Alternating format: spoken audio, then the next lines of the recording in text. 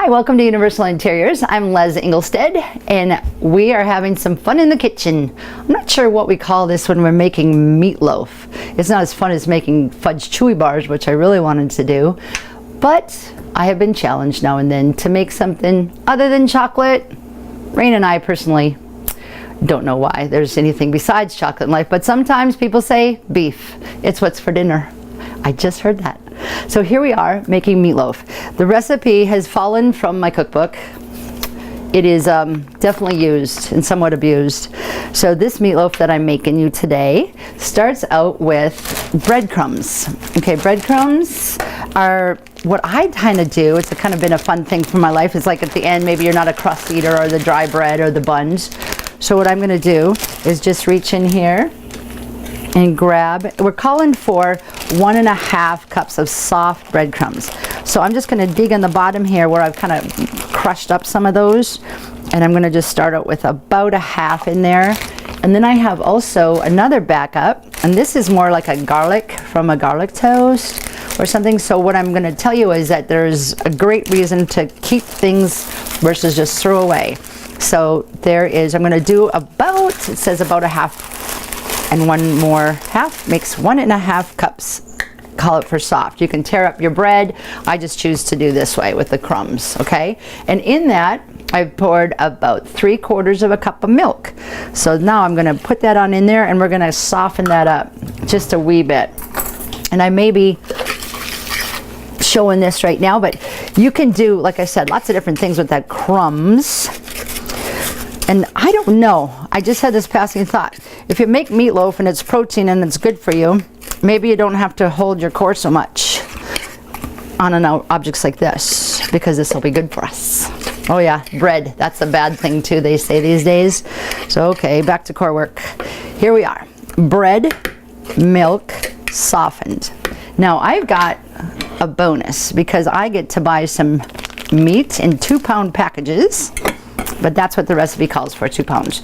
So I'm going to sneak that right on in there right now, and we're going to dump that right inside there. For those of you that don't like this idea, I'm sorry, but I use my hands to mix a lot. So I'm going to put that milk right in there, the ground beef, and then I'm going to do the seasoning even. So I use a lemon pepper, and it's called a non-organic salt and seasoning. So I just do a handful of, maybe to measure, a teaspoon or 2, and then I'm going to do the same thing. This little shake ends up being about a teaspoon or so, and just kind of start with that right now. Okay, so now I've got that sitting in there, right? You're going to need 2 eggs, and you can choose if you want to do it on the side. I just put it in there. Again, forgive me, I did not, maybe you know that I'm not a culinary expert or cooking school graduate, but I make some pretty good meatloaf, hopefully you agree. But so I've got my eggs in there, forgive me. And 2 more little fun things is the onion, which most of you probably do, but also carrots. You can, obviously, I just have baby carrots, but you can take the big carrots and grate them. Forgive me.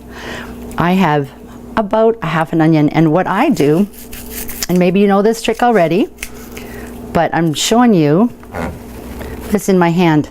Do not try this at home if you're unexperienced, but we're gonna go like this, and we're gonna cut it in about 5-6 pieces, and then I'm gonna go this way the same way, just kind of slice it not all the way to the bottom. Again, you might know this trick and you might not want to do it this way, but it usually works pretty good. So I've taken about 1/2 an onion, cut that way and cut that way, and now they're going to be just little niblets. And now if it works just right, they're going to cut into little diced onions. Yep, it's true. There's machines for this these days, but not at Grandma's house. She didn't have anything like that, right? So that's why I'm challenging you guys perhaps to try the knife skills of yourself and dice that all up. It calls for a small onion. I'm calling this a small onion. Okay, so now I've got that, and I'm going to take and put that right into my meat loaf. Doesn't look like a loaf yet, but it will. So there we go with the onion. And then I take carrots. You can probably about a medium carrot. Again, I'd use the baby organic, so it's just a matter of grating it, and you put that right alongside of it. Whoop, not a chunky carrot. Again, but somebody might not like carrots that much, so we'll try that again. And you grate up carrots and try to get most of it inside there with the meatloaf. Stop at the nubbins because you don't want to hurt yourself.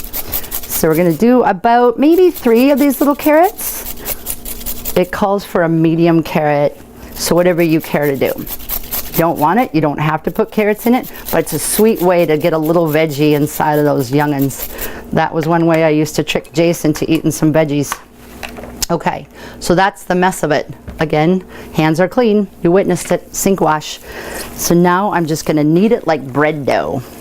And I don't know if you really want to see what this looks like inside it. It looks quite messy, but I am just kneading it, and you can use the old-fashioned way, like, I'm not sure what grandma's did, but I know a lot of people have those beautiful mixers and they just put it all in there and dice it all up and let it go, and you pull it out. But I'm just going to show you how much fun does that look, huh? I'm going to do a little bit more of that, make sure everything gets kind of meated up and snuck in there. And this meatloaf is one of the voted on. I've tried different recipes, but this one's called the Zesty topping. So we are going to do the bottom first, as I'm just about finished with that. Again, so now it's mostly all mixed up, okay?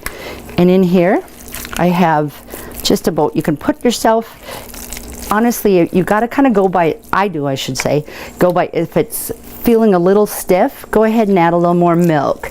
Or if it looks like if it's too beefy, add some more vegetables. You can add all sorts of things in here, of course, but I don't add any extra breading or anything like that. Okay, so now I take my lovely meatloaf. I've sprayed my pan, and it should just about plop right on in there. Just about perfect. See, cleaned out. And now I've got that meatloaf going like this. Now you saw me adding that seasoning. One of the tricks of the trade that people compliment me on is that they love my flavor. And so what I over season pretty much everything. So that's the thing. This recipe that Rayna will give you is going to be the one that book does, but please remember, I think a big key is, again, this is lemon pepper, just such a good seasoning. So I'm going to put that now, even though I put it in a loaf, I'm going to top it right on there, and it's going to go one more time like that. Salt and pepper, of course, you can just use that simpleness of it. You can use garlic if you fan, and then this is again a non-salt seasoning, so it incorporates a lot of things. Those with fresh herbs, go ahead and put that on there. But see what I've done? I've kind of topped your meatloaf with a couple more seasonings. Okay, the last and kind of a favorite ingredient in this family, anyways, is the Zesty topping. So I'm going to take some ketchup. The recipe calls for 1/4 cup ketchup. I'll just show you. That is going to go into the bowl.